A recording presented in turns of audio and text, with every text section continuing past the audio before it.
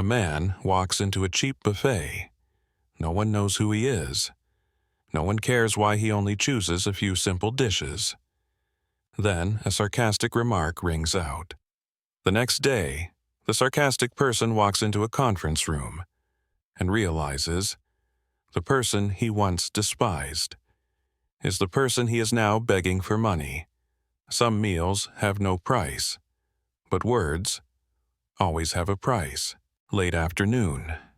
A light rain fell on the small street, blurring the streetlights and covering the corrugated iron roofs, sidewalks and faded signs with a layer of dampness.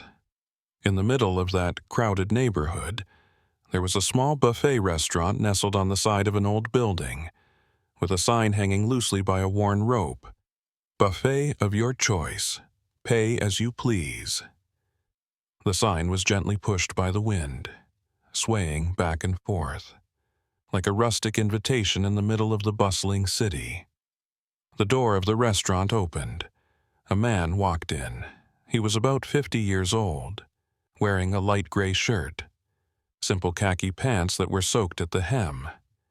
His hair was dark brown, slightly curly at the ends, holding a folded umbrella in his hand, water dripping onto the floor with each step.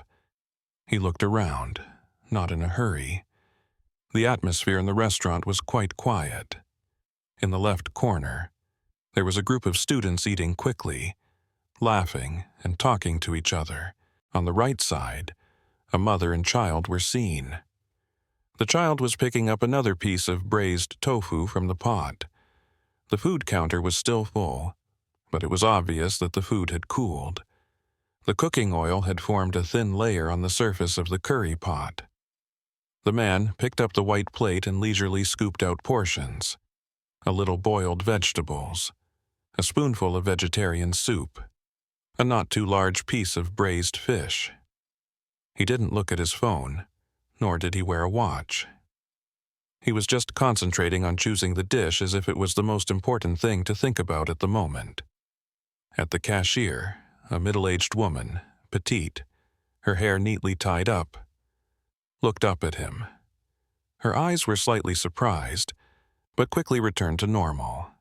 No one knew that she had just recognized an old acquaintance, or maybe a previous customer who had left a special impression that she was not comfortable mentioning. The waiter, a young man in his 20s, walked past the man and looked him up and down. He frowned slightly, as if wondering, why is he eating alone, dressed like that, at the buffet? Still, James, yes, the man was James Miller, did not mind. He chose a table by the window, where he could see the raindrops sliding down the glass. He sat down, nodding his thanks as the waiter brought him a cup of hot tea. No one in the restaurant recognized him. It was only natural, with his plain appearance, no assistant, no bodyguard, not even the expensive watch usually worn by people of status. James seemed to blend into the ordinary space of the restaurant. He began to eat, slowly, quietly. Each bite was brought up like a ritual. Occasionally, he paused, observing the people around him. The skinny student scooped rice a second time. The child picked up a piece of tofu for his mother, then grinned. He said nothing, but his eyes silently took in everything. And then, the door to the restaurant opened again. Another man walked in, looking dapper, his hair neatly combed, his white shirt hugging his body, his leather shoes shining despite the rain. He walked straight to the counter, shouting, "Special, with grilled beef." And then, as he glanced around the room, he saw James eating alone in the corner of the window. He laughed out loud. "Here comes the buffet-style bum." The sound rang out clearly in the quiet space. A few people looked up, awkward. James raised his head, his eyes not surprised, not angry, just strangely still. The man, named Evan, had no idea that he had just uttered a sentence that would change the future. James nodded slightly. then looked down and continued eating. Evan pulled up a chair and sat down at the table closest to James. He sat sideways, crossed his legs, one hand holding a glass of soda, the other pulling out his phone to scroll.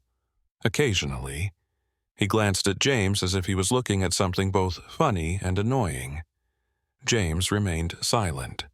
He picked up another piece of green cabbage, dipped it lightly in the tiny bowl of fish sauce with garlic and chili, and chewed slowly. Evan jerked his chin and asked the waiter, "Hey, who's paying for these old men eating alone?" The waiter was confused, looked at James, then at Evan, not knowing how to answer. Evan shrugged, mumbled loudly enough for everyone to hear. Probably some of those guys pretending to be poor. Specializing in restaurants that pay whatever they want like this. Eat a lot. Pay a little. They really know how to choose their seats. The clattering of knives and spoons in the restaurant paused for a second. No one said anything, but the atmosphere was clearly tense. James didn't look at Evan. He put his chopsticks down next to the plate, took out a tissue to wipe his mouth. His voice was low, calm, not the slightest bit raised.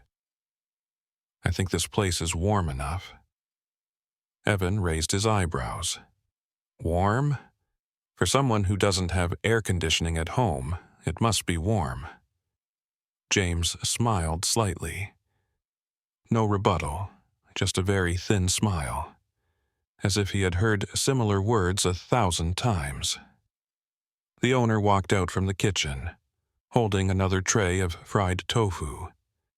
She put the tray down on the counter, glanced quickly at James, then she turned to Evan.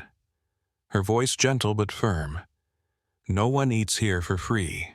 Anyone who comes in is a guest, and if you don't feel comfortable, I won't force you." Evan blushed, but pretended to smile awkwardly, and turned back to his phone. James stood up. He walked slowly to the counter. He took out a folded bill from his pocket and put it in the jar. No need for change. No asking for the price. The owner nodded in thanks, saying nothing more. Evan was still glancing at him, intending to say something sarcastic. But James suddenly turned back, his eyes still calm as before, and said very softly, "Words can be cheap, but the consequences of them sometimes cost more than a buffet." Evan paused, not because he was being intimidated, but because the old man was right. James walked out of the shop, his gray shirt lightly wet with rain on the shoulders. His steps were steady, not fast, not slow, as if nothing bothered him. Evan looked after him, frowning slightly. He still didn't know who that man was, only to see a stranger, both strange and arrogant in his ordinary appearance. A few minutes later, Evan also left the shop. In his hand was still the phone, where he was constantly monitoring the notifications of the important meeting tomorrow morning, a meeting with one of the biggest investors he had ever had the chance to approach. James M. Miller. That name appeared in the email confirming the appointment. Evan pursed his lips. He did not expect that the simple man, quietly eating a cold meal in the corner of the small shop just now, it was the person that tomorrow he would have to greet with 2 words, "Chairman." The next morning, the city center was bright in the early morning sunlight. People were streaming into the skyscrapers. Each step hurried. Evan stepped out of the taxi in front of the large glass building, Our Victory Holdings. He adjusted his collar, took a deep breath. Despite his confident demeanor, his hands were shaking slightly as he pressed the elevator button to the 25th floor, where the president's office was located. Today, he was here to present his financial startup project, a digital platform that helps people save automatically through their daily spending behaviors. He needed capital. He needed trust, and he needed someone to back him up. The office door opened. Evan walked into the conference room. Not as big, not as luxurious as he had imagined. On top of the table, there were a few cups of coffee, notebooks, and a projection screen, and then he paused. The man sitting at the head of the table, flipping through the documents. It was the man from yesterday, James Miller. The same pale gray shirt, the same calm eyes as the surface of a lake. Evan stood still, his mouth open but unable to say anything. His heart pounded. His face was hot. James looked up, nodded. "Hello, Evan." No sarcasm, no blame, just a normal greeting. Evan walked over. Slowly. His voice trembled. "I apologize. I think I misunderstood yesterday." James smiled slightly. "We came here to talk about ideas, not apologies." Evan swallowed. "Sit down," flipped through the documents. His hands were still shaking slightly. He began to present every metric, every roadmap, every market potential. His voice gradually regained its rhythm. James listened. He didn't interrupt, just nodded occasionally, or wrote a few notes in his notebook.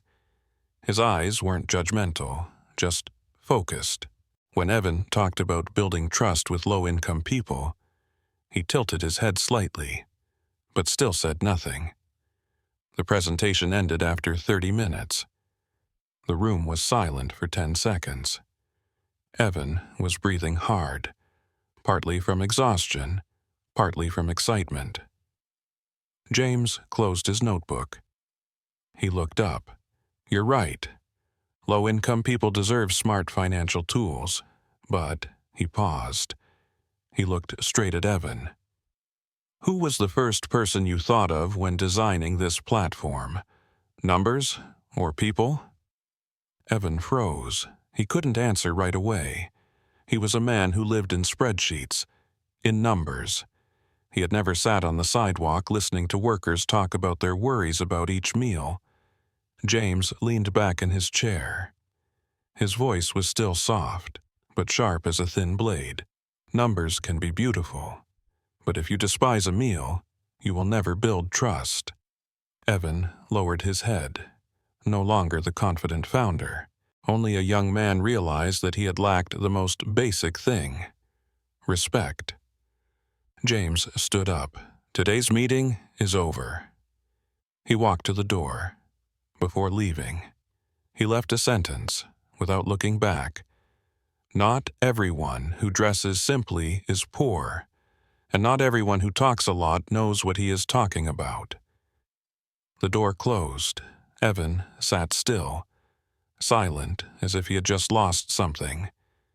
But he didn't know what it was. Evan walked out of the conference room.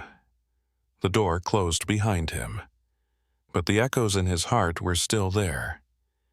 He walked slowly, as if all the noise in the office had been drowned out. The phone rang. The sound of hurried heels. The receptionist asked, "Do you need a cab?" All of it passed through his ears like a cold wind. Evan went straight to the third-floor balcony. It had a view of the street, where people were jostling each other in the midday sun. He stood there for a long time. He leaned against the cold steel railing. His mind was spinning. He remembered last night, the sarcastic remark, the contemptuous look, the satisfaction of thinking he was smarter than everyone else. It all suddenly became a burden. Not because he was James Miller, but because he didn't have to say it. Just a glance, a smile, and a sentence as light as air, but it pierced straight to the heart. Evan pulled out his phone. He reopened the email of the appointment. The person who had introduced James to him was a hedge fund. He had thought this was just the beginning, but now he understood. He had just lost an opportunity, just because of a thoughtless remark in a cheap restaurant. He regretted it, not because he had been discovered, but because he realized his own narrow-mindedness. A ding sounded. A message came in. It was from his friend, someone who was also raising capital for another fintech project. Mr. Miller turned us down. I heard he was looking for someone with a perspective low enough to see the bottom of the poor's rice pot. Evan narrowed his eyes. The sentence was like a bucket of cold water thrown in his face. Seeing the bottom of the rice pot, he repeated in his mind. For the first time, he sat down on the stone bench on the balcony, put his phone in his pocket, and closed his eyes. The image of last night appeared clearly. An old man in a light gray shirt, walking in the rain to a small restaurant, eating in silence. No one recognized him. No one needed to know who he was. And perhaps that was what made the difference. Evan opened his eyes.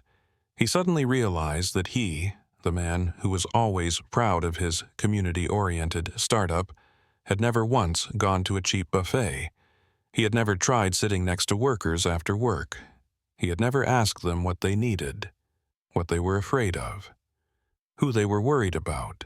He was a man who lived in two worlds, the world of investment reports and the world of his ego.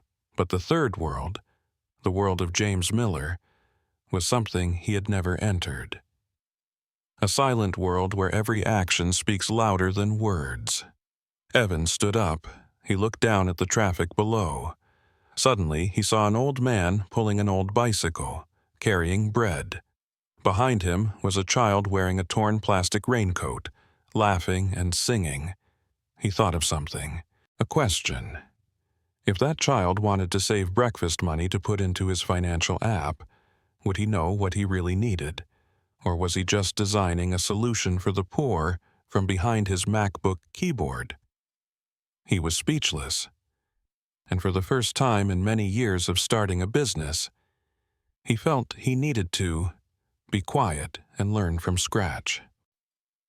That afternoon, Evan sat in a small coffee shop, the light from the window casting long streaks across the old wooden floor. In front of him was his laptop, but the screen was frozen on a slide. Vision, building a savings platform for everyone. He stared at the words for a long time, as if reading them for the first time with new eyes. Outside, the sun was about to set. He stood up, put away his computer, stepped outside, and walked aimlessly. His feet led him back to the small street from yesterday. And then, for some reason, he stopped in front of that buffet. The sign, "All you can eat buffet, pay as you please," was still hanging at an angle. A light breeze made it rattle against the wall. Evan looked inside. Inside, yellow light shone from the low ceiling. The owner was wiping the tables. A few customers sat sparsely, mostly workers wearing protective gear. Students coming home late from extra classes. Evan pushed the door open and entered. The doorbell rang very softly. The landlady looked up, recognizing him. Her eyes did not reproach, nor did she greet him warmly. Just silence, as if waiting to see what he would do. Evan walked to the counter, picked up a plate. This time, he was in no hurry. He did not choose the meat first, like every other day. He stood for a long time in front of the pot of white rice, quietly watching the steam rising. Then he scooped a spoonful of rice and put it on the plate, added some stir-fried vegetables, a few pieces of fried tofu, a spoonful of stewed soup. That was it. He sat down at the table by the window, the same place James had sat yesterday, outside. The sunlight faded on the glass. Evan lowered his head and began to eat. No phone, no laptop, no pompous tone, just the light clink of spoon on plate, and something strange inside, like a piece he had long forgotten. The meal ended quickly. He stood up and walked to the counter, no asking for the price, just quietly pulled out a large bill and placed it in the jar. "No change needed," he said. Then he looked the owner straight in the eye. "Thanks for speaking up yesterday." She nodded, her eyes softening. "Sometimes, I don't protect this person. I only protect the way I look at people." Evan was silent. Then he said slowly, "Is there anyone else named James, or when does he usually come by?" The owner smiled. "Not often, but every time I come, it's to listen, not to eat." Evan nodded slightly. He understood better than any long answer. He left the shop. The afternoon sun had just set. The sky turned a pale orange. The clouds drifted very slowly. He took out his phone, clicked on the notes section, quickly wrote a line. "Want to do finance for the poor. Eat with them first." He pressed save, and for the first time, he felt lighter than after the rounds of raising hundreds of thousands of dollars. That night, it was cold. Evan sat in his office, a large room but lacking in heat. On the table were a project file, a few cold cups of coffee, and a small note he had just written by hand. "Want to do finance for the poor? Eat with them first." He stared at the note for a long time. Then he put it inside the file. Not as decoration, but as a reminder. At that moment, the phone rang. It was the middleman fund manager, the one who had connected him with James Miller. The voice on the other end was clear and steady. "Hello, Evan. I know there's been a little trouble today." Evan nodded slightly, even though he knew the other person couldn't see. "But I just got word from James Miller's secretary. Tomorrow, he's at a private talk show for aspiring young founders. You're on the invite list. If you come, be prepared." Evan was a little taken aback. He didn't think he had a chance. He didn't ask why James had left him on the list. He just said quietly, "Thanks, I'll be there." The call ended. Evan put the phone down.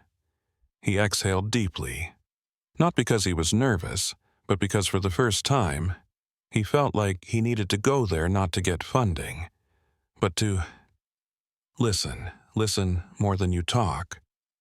Learn to listen to people like James Miller, not as an investor, but as someone who used to sit at street food stalls, who used to observe, once silent, once understood that a cheap meal has its own value. He stood up, stepping out onto the balcony, where the night wind blew gently through the canopy of tall trees. Down on the street, the yellow light reflected on the rain-soaked pavement. Somewhere in the middle of the city, there were people still having a late dinner with the last cold rice of the day. They may not know about blockchain technology. They may not understand the definition of automating cash flow, but they understand the value of $1, and they deserve a decent financial instrument, designed with respect. Evan looked down at his hands. His palms were pale from having been used to typing and swiping on screens for so long. Tomorrow, he would extend that hand to shake James Miller's hand again, not out of ambition this time, out of gratitude. A sarcastic remark in the diner yesterday has opened a lesson that no business school teaches. The next morning, the city's convention center welcomed hundreds of people to a private event, reserved for only carefully selected startup founders. The glass building glowed in the early morning sun. Evan walked into the main hall, no longer the confident young man with the cold eyes, but someone who was relearning how to walk with humility. He wore a white shirt, no tie, and held a simple document in his arms. No logos, no frills, just a plan rewritten from scratch. No flashy slides, no fancy words like technological revolution or comprehensive solution. just real questions. And real people. The hall was bright with white walls, tables and chairs arranged in neat rows, and a large screen in front with a simple message, "Listen to build." No host name, no guest list, no spotlight, no James Miller, but Evan knew he would show up, not the way people usually do stepping onto a stage, microphone in ear, pointing at a board, but in his own way, the way of people who don't need to assert themselves. Evan walked into the room, sat down in a row near the back. He wanted to listen, not to attract attention, just close enough to learn, just far enough to think. The room filled up. Other founders arrived, mostly young, dressed in trendy clothes, laptops in hand, eyes darting from phone screens. Everyone had something to prove. Evan just sat there silently. He put pen to paper in his notebook, wrote a single line, "I've said the wrong thing." The door on the left opened. No one noticed. A middle-aged man walked in. No spotlight, no theme song, just a steady step and a soft gaze. Yes, it was James Miller. Same light gray shirt, same unhurried gait. He walked slowly down the aisle. Then he didn't go up to the stage. He just sat down in a chair in the middle of the room, among the young founders who were slowly becoming aware of his presence. Some were surprised. Some tilted their heads and chatted, but he didn't say anything. He didn't smile. He didn't look around. He just sat, hands on his knees, like a normal listener. And then the program coordinator stepped onto the stage. A simple introduction. "We're not here to listen to a lecture. We're here to learn how to look at ourselves. Starting today, each of you will have 5 minutes to share no slides, no assistants, no effects." The room murmured. No one was used to this. Evan sat up straight. His hand gripped his pen. His name was third on the list of speakers. His heart was pounding, but this time it was because he wanted to tell the truth, not to impress, but to get something off his chest. His eyes glanced involuntarily toward James. James was looking straight at the stage, not looking at him, but Evan knew that gaze missed nothing. Today wasn't just a panel discussion, but it is the place that determines whether you are qualified to stand in the world that James is protecting. Evan's name came through the microphone. The moderator's voice was firm but not urgent. Evan, founder of a micro-savings platform. The entire room turned its eyes to the back row. Evan stood up. He took a deep breath, carrying nothing but a small notebook and a pen. He stepped onto the stage to a small murmur. A few recognized him. He had been featured in regional startup rankings. Someone else whispered, "Didn't James Miller reject me yesterday?" Evan stood in the spotlight. There were no slides behind him, no illustrations, just soft light on the floor and the expectant eyes of hundreds of people. He opened the notebook.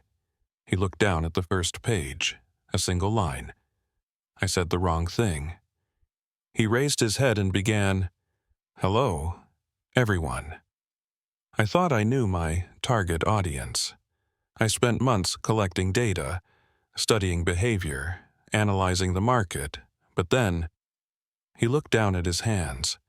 His fingers tightened slightly. A random sentence at a small buffet restaurant made me understand something I never understood. The room fell silent. Not a sound of typing. No laughter. Just a focused gaze.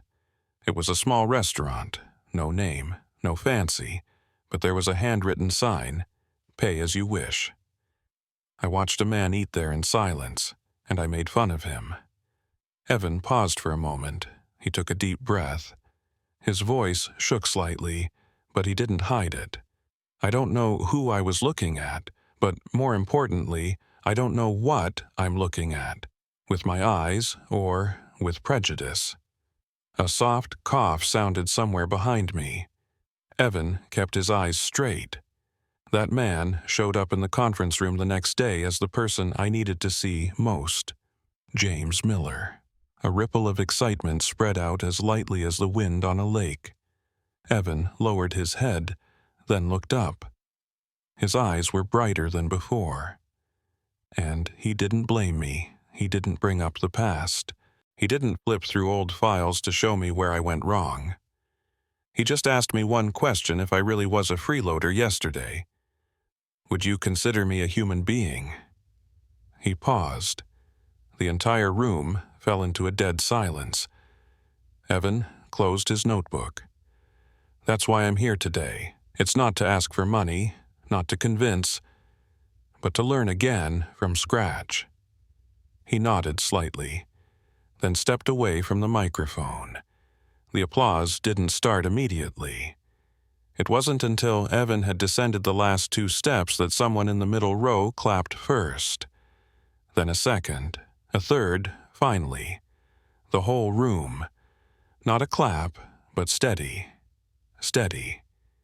As if they'd just witnessed something real. James Miller sat still. No clapping, no nods, just staring straight at the empty stage. Evan returned to his seat. His heart was pounding, but not out of nervousness anymore, because he knew for the first time he'd truly entered another world.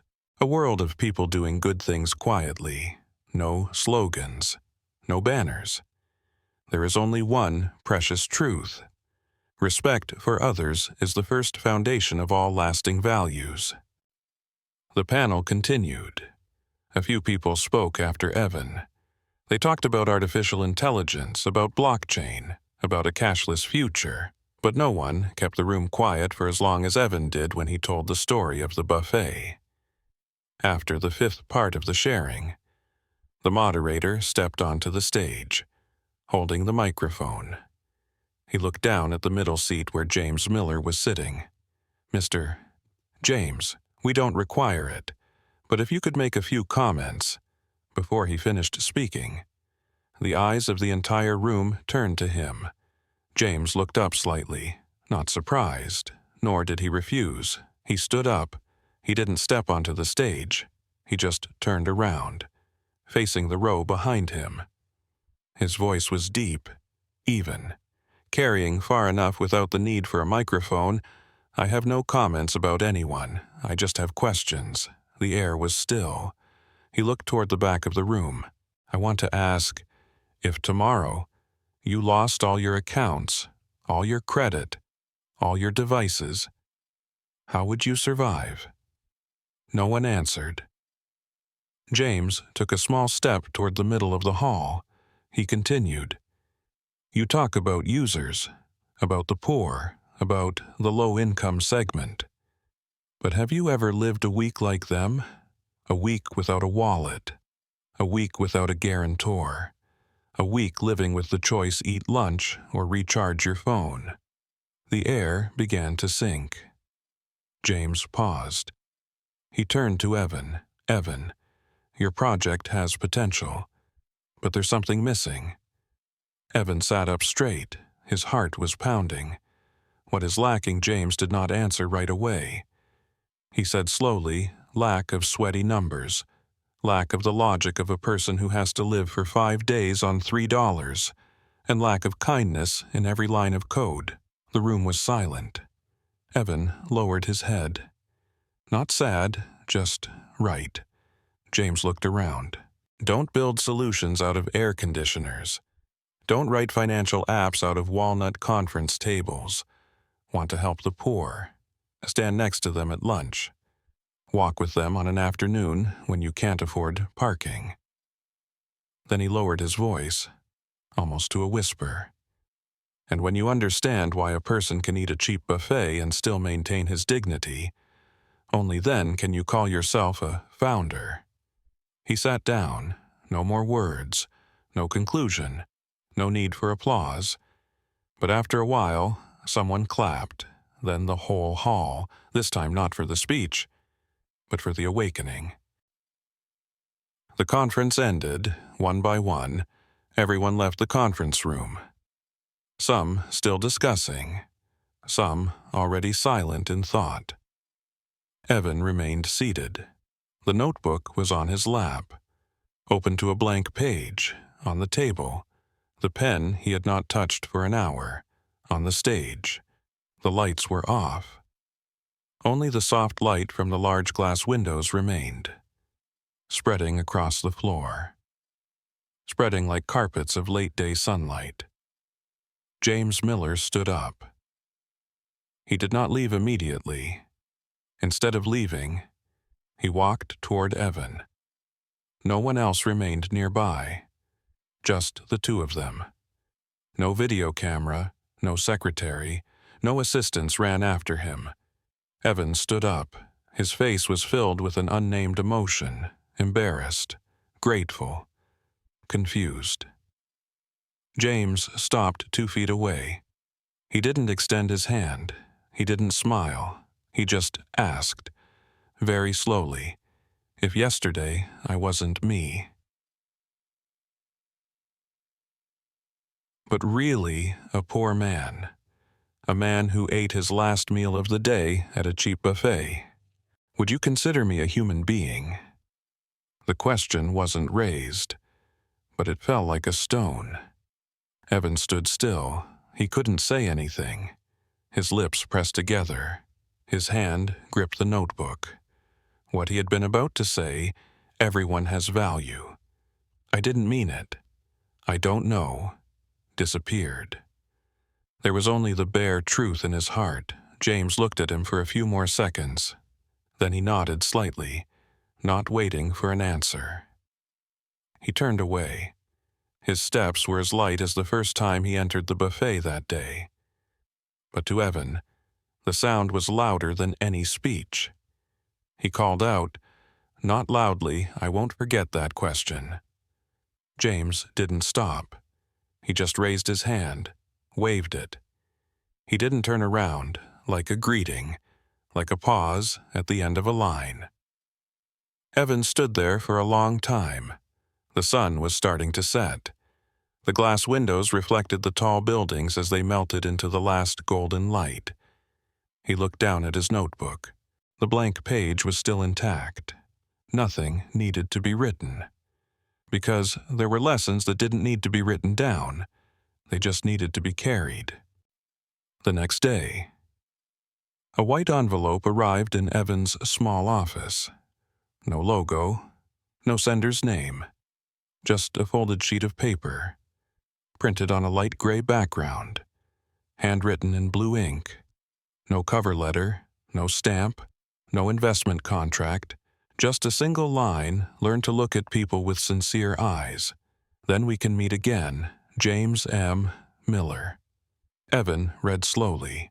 Each word seemed to pause a beat in his heart. No rejection, but no acceptance either. No capital was poured in, but it wasn't completely closed, just an open opportunity for a person who dared to change from the roots. Evan sat silently in his chair. He opened his laptop, opened the startup profile again, then deleted it, slide by slide, number by number, slog by line, catchy but no longer true. He opened a new file, start again, this time, not with market share or potential profit, but with 3 words, the working poor. He wrote each sentence, each assumption, and then stopped, shut down, stand up, walk into the street, no cab, no headphones, just to hear the sounds of the street of real life. He turned into an alley where there was a laundromat. A woman was riding her bicycle, carrying 2 large bags of clothes.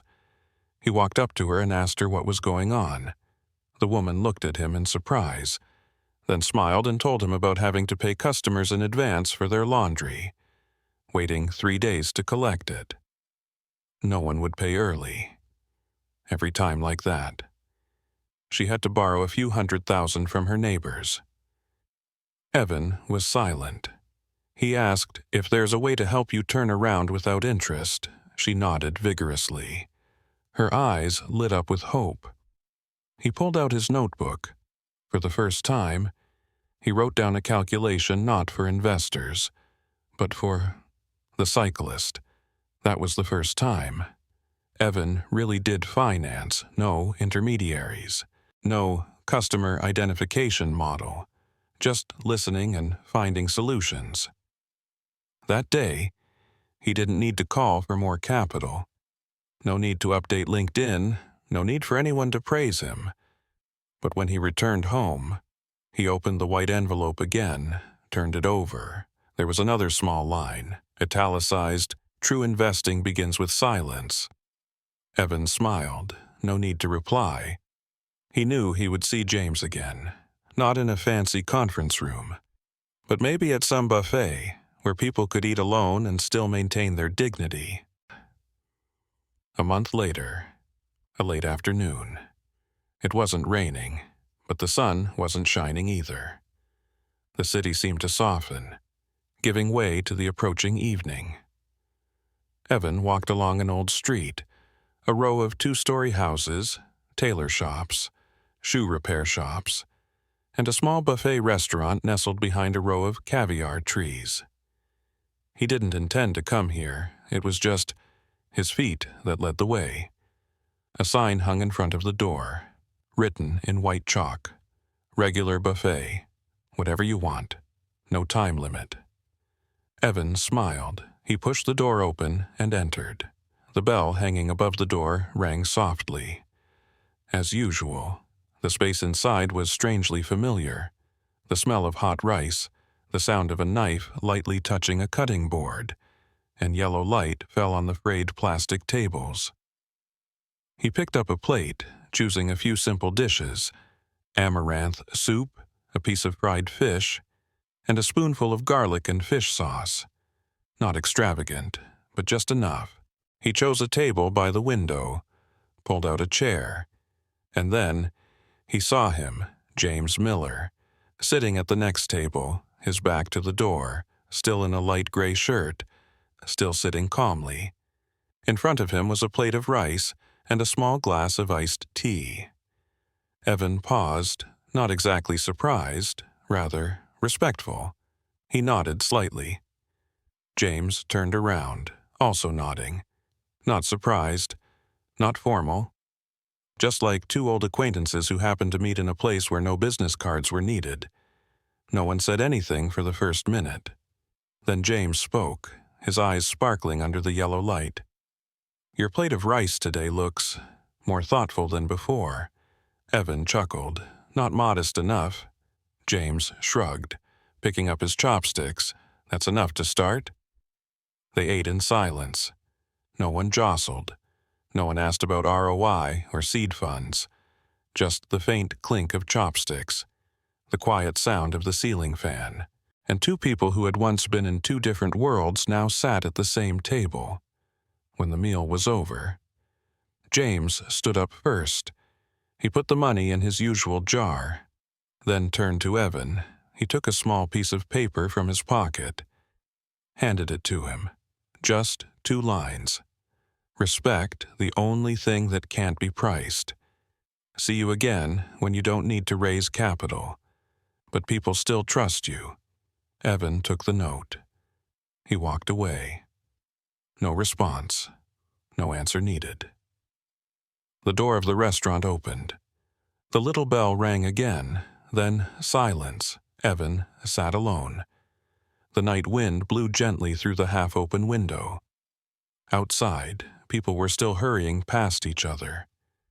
But inside him, something had slowed down and was clearer than ever. Not all meals are the same, and not all successful people need a stage. Some people choose buffets, choose quietly, choose to live by, letting others see the value for themselves.